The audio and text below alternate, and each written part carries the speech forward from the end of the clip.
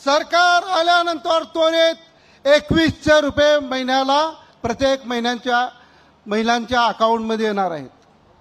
विरोधकांनी अशी परिस्थिती निर्माण केली होती का महाविकास आघाडीचे नेते या योजनेच्या विरोधात कोर्टात गेले होते, तरी मुख्यमंत्री महोदयांनी शिंदे साहेबांनी सांगितलं का मी जिथपर्यंत आहे इथे तिथपर्यंत लाडकी बहीण योजना बंद पडू देणार नाही, अशा पद्धतीची घोषणा साहेबांच्या माध्यमातून झाली।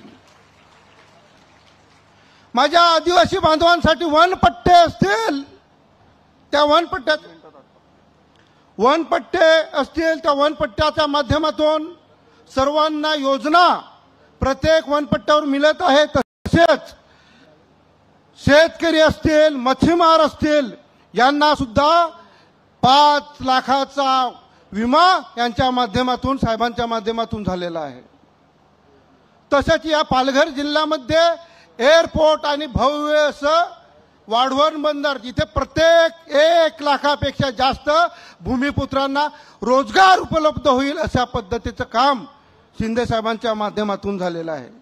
औद्योगिक वसाहतची क्षेत्र वाढवून स्थानिक भूमिपुत्रांना रोजगार देण्याच्या संदर्भात सुद्धा साहेबांची एक भूमिका आहे आणि या भागामध्ये शैक्षणिक दर्जा उंचावण्याच्या संदर्भात साहेबांनी भूमिका घेतली। प्रत्येक आदिवासी बांधव असतील, ओबीसी बांधव, मच्छीमार बांधव, शेतकरी बांधव यांना सर्वांना एक चांगलं नियोजन करण्याच्या माध्यमातून आपल्याला हे केलेलं आहे।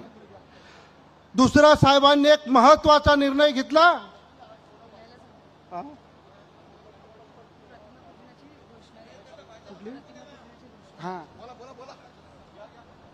साहेबांनी गोमाताला राष्ट्रमाता करण्याचं काम देशातला पहिला मुख्यमंत्री आदरणीय एकनाथजी शिंदे साहेब यांनी गोमातेला राष्ट्रमातेचं हे दिलं। ही फार मोठी आपल्यासाठी आहे। आणि मित्रांनो, बाजूला असलेले धर्मांतर झालेले उमेदवार, बाकी झेडपडवाल्यांचा उमेदवार ना, आपल्या समोर विलासतेने नावाचा धर्मवीर आनंदीगे साहेबांचा शिवसैनिक म्हणून उभा उमेदवार आहे, त्याला बहुमताने आपल्याला निवडून द्यायचं आहे। एवढंच आजच्या निमित्तानं आपल्याला सांगतो आणि माझं मनोगत इथे थांबवतो। जय हिंद, जय महाराष्ट्र। उपस्थित माननीय नामदार माननीय श्री एकनाथजी शिंदे साहेब, रवींद्र फाटक साहेब, सुरेश बारसिंगे सर, संतोष जनाठे सर यांना मी प्रतिमा पूजनासाठी आमंत्रित करते।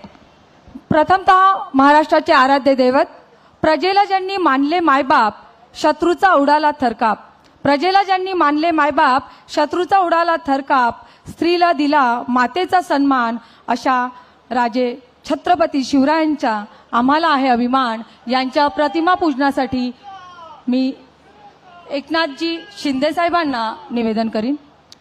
पुढे